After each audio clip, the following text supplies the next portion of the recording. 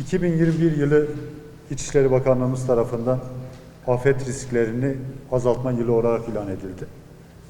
2 gün önce pazartesi günü de İçişleri Bakanımız Sayın Süleyman Soylu bütün il valilerine bu talimatı verdi ve Türkiye'de başladı. Gaziantep'in farkı, biz bunu Büyükşehir Belediye'mizin öncülüğünde odalarımızla birlikte daha önceden çalışmaya başlamıştık. Dolayısıyla da bu protokol onunla denk gelmiş oldu. Bu protokolde çok büyük emek var. Gaziantep modeli var. Herkesin sorunun değil çözümün bir parçası olduğu bir yöntem var.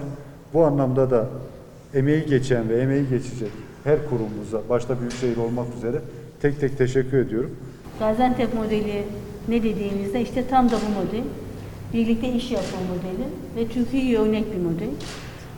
İnşaat Mühendisleri Oda Başkanımızla başladığımız bir süreç var. Yaklaşık 6 yıl oldu herhalde değil mi başkanım? Evet. 6 yıldan beri konuştuğumuz. Özellikle deprem master planıyla ilgili ne yapmamız gerektiğini çalışmaya başladık. Önce bir deprem master planıyla önümüzü görmemiz gerekiyor ama bundan daha da önemlisi başkanlarımız gönüllü bir şekilde biz de bu işin içindeyiz dediler. Bu olağanüstü kıymetli bir şey. Bütün mühendisler adına bir mühendis olarak müteşekkirim. Memleketimiz için yapmamız gerekenler, bizi yetiştiren bu memlekete biz hizmet borçluyuz. Ve yarın bir deprem olduğunda, bir çocuğumuza bir şey olursa, bir annemize, bir babamıza, bir insanımıza bir şey olursa bunun sorumluluğu hepimizin üzerine. Zaten bu bilinçle, bizi gazi yapan bilinç de bu.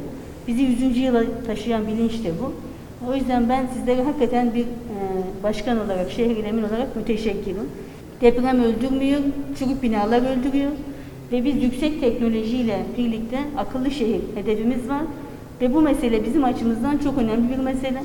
Meseleyi sahiplenmemiz lazım. 2 başkan yardımcımız, biri mimar, biri mühendis. Acayip bir şekilde bu işin gayretindeler. Mimar olan İmar Daire Başkanımız ve Kentsel Dönüşüm Başkanımız, İrem Başkanı bu işin içinde.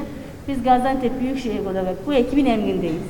Hizmetindeyiz ve yarın iyi örnekte bir bebeğimizi kurtarıp bir annemizi çocuksuz, evlatsız, bir evladımızı annesiz bırakmazsak bunu başarmış olacağız.